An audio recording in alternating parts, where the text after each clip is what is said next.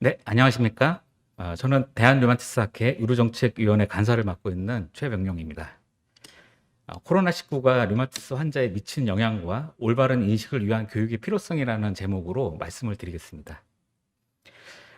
이번 설문조사는 대한류마티스학회와 현우회가 공동으로 류마티스 환자 913명과 류마티스 전문의 122명을 대상으로 2021년 6월부터 8월까지 2개월 동안 온라인 및 오프라인 형태로 설문조사를 실시하였습니다. 응답자의 80%는 60세 미만에 해당되었고요. 남녀비는 1대2로 여자가 67%를 차지하였습니다. 이번 설문조사에서 전국의 20개 의료기관에서 오프라인 형태로 설문에 참여를 해주셨습니다. 전체 응답자의 환자의 질병별로 분류를 하게 되면은 루푸스가 36%로 가장 많이 차지하였고, 강직 척추염이 28%, 류마티스 관절염과 슈그렌이 각각 14%와 16%였고, 배치두병 및 기타가 6%로 분류가 되었습니다. 류마티스 환자들은 코로나19 감염이 건강 문제에 어떤 영향을 줄 것이라고 생각할까요? 전체 응답자의 60%는 코로나 감염이 류마티스 질병에 매우 심각한 영향을 줄 것이다 라고 응답을 해주었습니다. 아마도 이런 결과는 류마티스라는 병 자체가 인간의 어떤 면역 기전과 관련돼 있기 때문에 우리 류마티스 환자들이 이런 코로나 감염이 만약 병에 걸렸을 때 보다 자신이 더 취약하다고 느끼거나 혹은 이런 병 자체가 코로나라는 감염병 자체가 류마티스 질환에 되게 부정적인 영향을 줄 것이다 라고 생각을 하는 것 같습니다. 코로나19가 류마티스 환자의 진료에도 영향을 많이 주었는데요. 실제로 미국 하버드 대학 조사에 따르면은 작년에 성인 5명 중에 1명은 코로나 때문에 진료를 연기한 것이 있다고 이렇게 밝혔습니다. 국내 류마티스 전문의들을 대상으로요, 시행한 설문조사는 다음과 같은데요. 방역 등의 문제로 환자 진료 일정을 변경했던 경험이 있었던 경우가 42%였고, 환자가 적절한 치료 기회를 놓치거나 다른 의료기관에서 진료받게 된 것도 57%에 달했습니다. 그런데 이 코로나로 인해서 실제로 류마티스 질환이 악화된 사례는 16%에 불과했지만은 환자가 예정된 진료를 기피하거나 약을 자의로 조절한 경험이 있는 것은 86%로 나타나서 이러한 현상은 우리 류마티스 환자들이 실제로 이 코로나 감염이라든지 이거 관련된 건강 관리에 있어서 그릇된 인식을 가지고 있지 않나라는 것을 시사하고 있습니다. 이런 우리가 코로나19 관련해서 최근에 여러 국가에서 이제 의료 서비스가 대유행 때 이제 마비가 되는 것을 대중 매체를 통해서 많이 접하게 됐는데요. 이런 연구들을 20개국에서 작년 동안 나타났던 이런 의료 서비스 이용의 변화에 대해서 메타 분석을 한 그런 보고입니다. 이 결과를 보시면은 코로나19 기간 동안의 의료 서비스 이용의 변화가 전체적으로 한 30% 정도 감소된 것으로 나왔습니다. 그 중에서도 외래 방문의 위축이 가장 높은 것으로 나타났습니다. 이러한 현상은 우리 환자들에게도 영향을 많이 미치게 되는데요. 실제로 우리 설문조사에서 이 류마티스 환자의 4명 중에 1명 이상에서 현재 내과 받고 있는 치료가 중단되거나 지연될 가능성이 우려된다고 응답을 해주었습니다. 그리고 실제로 응답자의 한 20%가 이 코로나로 인해서 자신의 건강이 나빠졌다고 생각한다고 이렇게 응답을 해주셨습니다. 코로나 블루라는 말을 아마 접해 보신 적 있을 것 같은데요.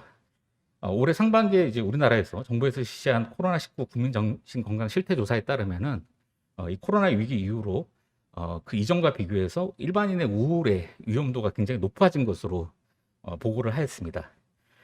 류마티스 환자를 대상으로 하는 해외 연구에서도 이 코로나로 인해서 응답자의 33%가 불안 증상, 24%가 우울 증상을 보이는 그런 연구들도 있었는데요. 이번 설문조사에서도 보면은 우리 국내에서 류마티스 환자의 경우에는 2명 중에 1명꼴, 거의 절반에서 기분이 우울해지거나 불안해진 경우가 잦았다고 답해 주었고요.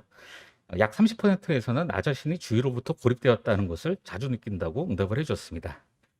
이런 현상은 우리가 코로나로 인해서 우리가 대면을 통한 어떤 사회적 활동이라든지 소통이 이전보다 위축되거나 단절됨으로 인해서 우리 류마티스 환자들의 정신 건강에 부정적인 영향을 끼쳤다라고 생각할 수 있겠습니다. 코로나가 장기화되면서 우리가 경제적 위기도 이제 사회적 이슈로 지금 대두가 되고 있는데요. 우리 류마티스 환자의 의료비 부담에 관련된 질문에서도 보면은 코로나 사태 이후에 환자분들이 자신의 질병을 이제 관리하는 데 있어서 비용 부담이 16%에서 크게 이제 늘었다고 이렇게 대답을 주셨습니다. 근데 이것을 저희가 좀 더 분석을 해봤는데요. 특히 생물학 제자처럼 이제 고가의 어떤 약물을 사용하는 그런 환자군에서는 그렇지 않은 환자보다 거의 한 1.5배에서 이런 그 의료비 부담에 대한 증가를 보인 것으로 나타났습니다. 조사한 시점에서 2021년 8월 말 기준으로 했을 때 코로나 백신을 접종한 현황은 의사의 경우에 93%, 환자의 경우에는 31%로 2차 접종까지 완료된 것으로 나왔습니다. 백신 접종에 대한 의향을 이제 저희가 물어봤는데요. 이거는 이제 접종 상태와 무관하게 우리나라 류마티스 환자의 88%는 2차 접종까지 완료하겠다라고 이렇게 대답을 주셨습니다. 같은 질문으로 올해 초에 네덜란드에서 류마티스 환자 대상으로 한 연구가 있었는데요. 여기서는 61%였는데 이거를 비교해 보면 우리나라 류마티스 환자의 경우에는 굉장히 코로나 백신 접종에 대해서 긍정적인 태도를 보이고 굉장히 높은 관심을 보이고 있다라고 볼 수 있겠습니다.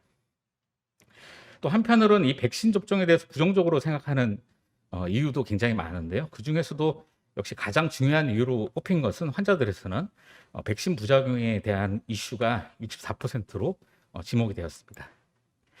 이런 백신을 부정적으로 생각하는 이유에 대해서 우리 의사들은 어떻게 생각하는지에 대해서도 우리가 조사를 해봤는데요.